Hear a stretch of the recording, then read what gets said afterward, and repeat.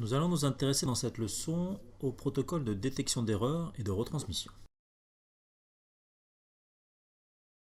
Donc on a vu que dans les applications réseau, on avait un principe de couche. Donc dans une transmission sur un canal, la couche physique n'est pas exempte de faute. Il y a forcément une certaine probabilité de perdre des paquets. Donc il y a toujours une perte de bits.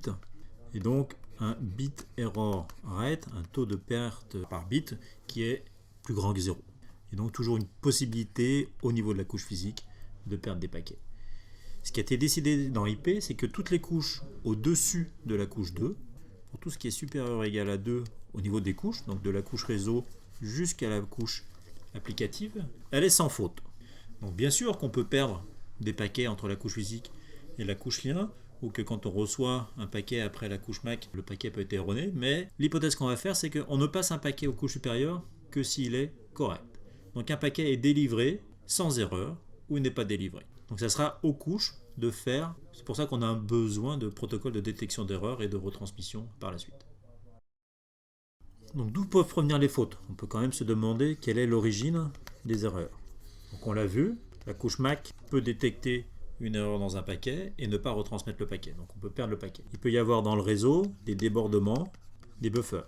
Et donc des paquets peuvent se faire écraser, que ce soit dans les routeurs ou dans les bridges, dans les ponts du réseau. Il peut y avoir aussi des paquets qui bouclent à l'infini dans le réseau et qui sont tués. Donc on a vu qu'il peut y avoir l'expiration du TTL.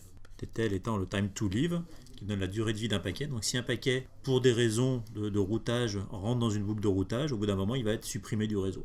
Donc il y a plusieurs hypothèses, il y a plusieurs façons de perdre un paquet dans le réseau. Et pour ces raisons-là, dans la couche MAC, donc l'hypothèse importante, c'est qu'au-dessus de la couche MAC, un paquet est délivré ou n'est pas délivré. Donc voyons un premier protocole très très simple permettant de faire une retransmission d'erreur. Donc ce protocole, on va l'appeler Stop and Wait. Il s'appelle aussi Stop and Go dans la littérature. Donc c'est un protocole de retransmission de paquets. Grosso modo, quand j'ai une erreur, je le signale et on me retransmet le paquet. Donc il fait partie d'une classe de protocoles qu'on appelle les ARQ pour Automatic Repeat Request. Et on le verra plus tard, ou vous le verrez plus tard, TCP est un protocole de type ARQ. Donc un premier exemple très simple de protocole, donc imaginons qu'on ait A, l'émetteur, et B, le récepteur. Donc le protocole Stop and Wait est vraiment simple. A transmet une frame, B acquitte la frame. A ne transmet la deuxième frame que quand il a reçu l'acquittement, et B acquitte la deuxième frame. Et ainsi de suite. Vous allez me dire comment je me rends compte qu'il y a une erreur. Alors si A transmet une frame à B et que cette frame pour une raison X ou Y est détruite dans le réseau, B ne peut pas la retransmettre. Donc A en fait pour chaque frame transmise va armer un timer et quand ce timer expire, on retransmet la frame correspondante. Et de la même façon, donc si A transmet une frame qui est bien reçue, mais si c'est l'acquittement qui pour une raison XY est perdu, on a le même processus. Pour chaque frame transmise, on a un timer qui est armé, et quand ce timer expire, on retransmet la frame correspondante. Donc le principe de Stop and Wait est vraiment simple. Je ne transmets que si j'en ai acquitté. On peut en plus jouer sur le fait qu'on peut avoir des frames pairs et impairs, et donc des acquittements pairs et impairs, histoire de ne pas répéter, de ne pas se poser de questions quand je ne reçois pas un acquittement, est-ce que c'est parce que j'ai perdu ma frame ou l'acquittement. Donc on peut jouer là-dessus. On peut quand même regarder les performances de ce protocole. Et a priori, on voit bien que je vais transmettre une frame et attendre l'acquittement, et pendant ce temps, je ne fais rien. Donc si on regarde la longueur des paquets, que je vais noter L. Longueur des acquittements, je vais la noter L'. On va supposer que la longueur des paquets des acquittements est constante et exprimée en bits. Le débit du canal, je vais le noter petit b, donc ça c'est débit par seconde. J'ai besoin du délai de propagation, grand D. Et je vais faire l'hypothèse que le temps de traitement est négligeable. Donc je reprends A qui va envoyer un paquet à B. Et donc là je vais mettre le temps de gauche à droite. Donc A commence son envoi de paquet. Donc le premier bit est émis. Il arrive après un délai de propagation grand D. Le paquet est émis pendant un temps T qui est à la longueur du paquet. Donc le dernier bit de ce paquet là est reçu à B. Et quand B reçoit le paquet, il peut tout de suite transmettre le premier bit de l'acquittement qui va remettre un temps D pour arriver et l'acquittement est reçu au bout d'un temps T' qui va être la longueur de l'acquittement divisé par le débit. Donc ici, je reçois l'acquittement. Et bien sûr, après, A peut réémettre un paquet et B renvoyer un acquittement. Et le mécanisme, comme ça, se propage potentiellement à l'infini. Ici, A a envoyé le paquet et à cet endroit-là, A a reçu l'acquittement. Le temps entre l'envoi du paquet et l'acquittement est égal à ce délai de propagation plus le délai de propagation de l'acquittement. Donc j'ai 2D au milieu. Donc le temps pour faire un cycle envoi de paquet acquittement, grand T, c'est le temps de l'envoi de paquet, donc qui est bien égal, ce temps-là, hein, on a dit à la longueur du paquet divisé par le débit, plus le temps qu'il faut aux deux délais de propagation, plus le temps d'acheminement du paquet d'acquittement, donc lui qui est bien égal à L' divisé par B, et non pas B' comme je l'ai noté au-dessus. Les données utiles transmises, c'est uniquement L. D'accord ? Tout le reste, le délai de propagation et l'acquittement ne sont pas utiles à la communication entre A et B. C'est uniquement l'information utile, c'est uniquement L. Donc le débit obtenu dans ce protocole, eh bien c'est L. Pour transmettre L, il me faut T plus 2D plus T'. Et donc ça va être...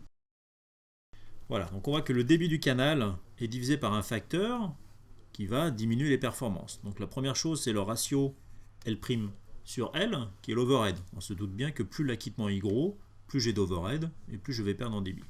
Et puis il y a un deuxième paramètre qu'on va appeler le rapport, le produit de la bande passante par le délai, qui est aussi très important. Donc pour les réseaux dans lesquels ce produit-là est grand, donc grosso modo les réseaux dans lesquels il y a un fort délai, une forte latence à l'émission, eh bien ce paramètre va être grand, et donc on va perdre d'autant plus en efficacité.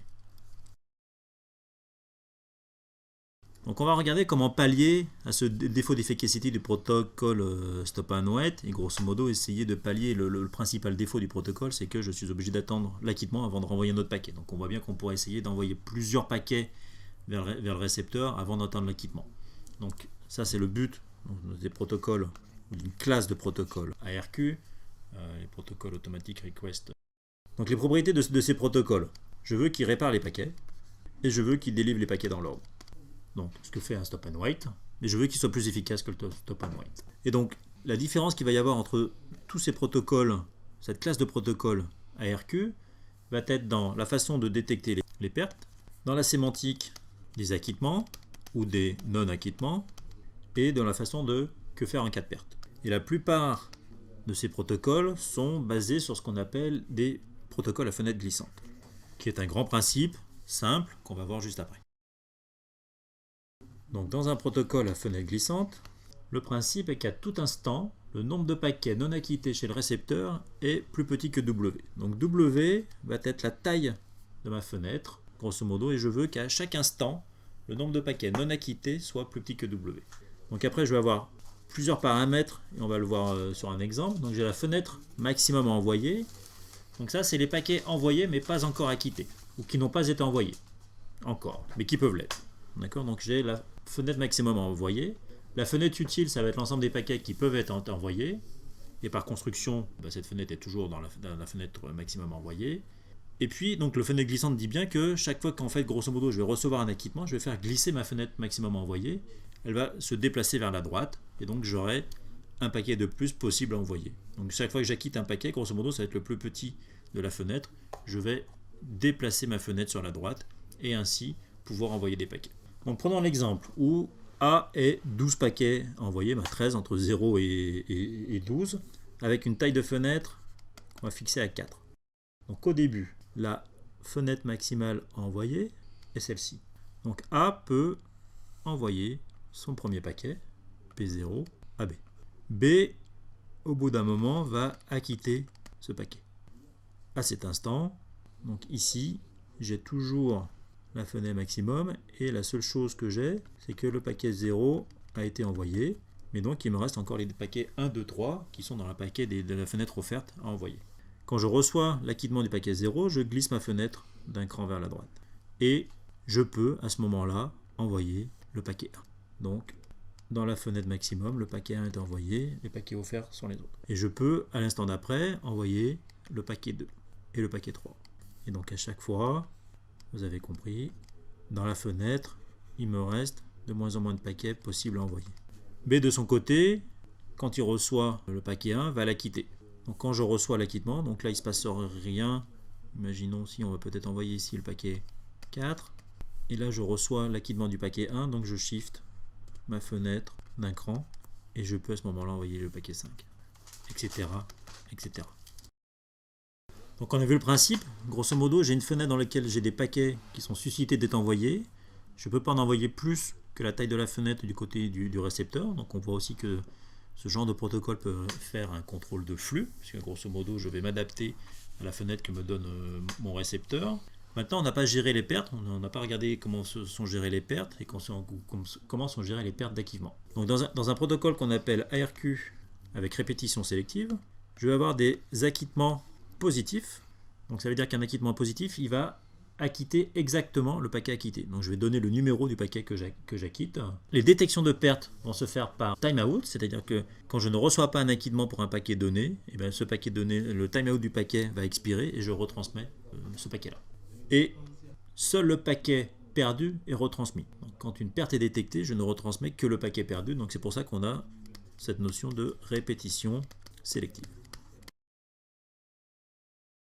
Donc prenons un exemple simple de protocole ARQ avec répétition sélective. Donc j'ai toujours mon émetteur et mon récepteur. Et je vais toujours prendre une taille de fenêtre égale à 4. Donc ma fenêtre de mes possibles, la fenêtre maximum avec la fenêtre offerte. Donc là, j'envoie le paquet 0. Donc du côté de B, le paquet 0 est reçu et il est délivré à l'application. Voilà la couche du supérieur. Et donc, l'acquittement est envoyé. Pendant ce temps-là, donc 0 a été envoyé, le paquet 1 est envoyé, et donc le paquet 1 est délivré, et l'acquittement 1 est envoyé. J'envoie le paquet 2, et imaginons que ce paquet 2 se perde. À l'étape suivante, j'envoie le paquet 3. Donc le paquet 3, ici, est reçu, et donc il est bufferisé. Pourquoi il est bufferisé? Parce que le paquet 2 n'ayant pas été reçu, donc j'ai reçu le paquet 0, j'ai reçu le paquet 1, le paquet 2 n'ayant pas été reçu, le paquet 3 est bufferisé. Du côté de l'émetteur, quand j'ai envoyé mon paquet 2, j'ai armé un timer qui va expirer, imaginons, ici. Mais à l'étape ici, qu'est-ce que je fais? Je reçois l'acquittement 0, donc je vais décaler ma fenêtre sur la droite, et je veux envoyer le paquet 4. Et à la réception, plus ou moins, quand le timer va expirer, donc là c'est timeout pour le paquet 2, eh bien je retransmets le paquet 2. Donc on voit que seul le paquet pour lequel je n'ai pas reçu d'acquittement est retransmis. Donc c'est pour ça qu'on appelle ça un protocole avec répétition sélective. Ici, si on s'était intéressé à ce qui se passe ici, le paquet 4 va être bufferisé. Donc j'ai 3 et 4 qui sont bufferisés, mais je peux quand même envoyer l'acquittement numéro 4. Et ici, quand je reçois le paquet 2, donc le paquet 2, 3 et 4 vont être délivrés à l'application, puisqu'ils sont tous dans l'ordre, et j'envoie l'acquittement du paquet 2. Et donc du côté du récepteur, bien sûr, quand je recevrai les acquittements, je déplacerai ma fenêtre sur la droite comme d'habitude. Donc ARQ avec répétition sélective est efficace. On peut montrer que grosso modo on peut atteindre le débit du canal, donc être une efficacité maximum si on choisit bien les tailles d'acquittement et en fonction des bandes passantes et des délais de propagation. Ce protocole est quand même un petit peu complexe à faire parce qu'il faut garder un timer pour chaque paquet, savoir exactement où on en est. Donc de temps en temps on peut vouloir, dans certains cas, avoir un protocole un peu plus simple et plus efficace en termes de simplicité d'implémentation, notamment dans les réseaux sans fil ou les réseaux d'objets communicants sur certaines lignes. On veut avoir un protocole qui soit plus simple à mettre en œuvre. Donc c'est un protocole toujours ARQ qu'on appelle GoBackN. Les acquittements sont positifs et cumulatifs.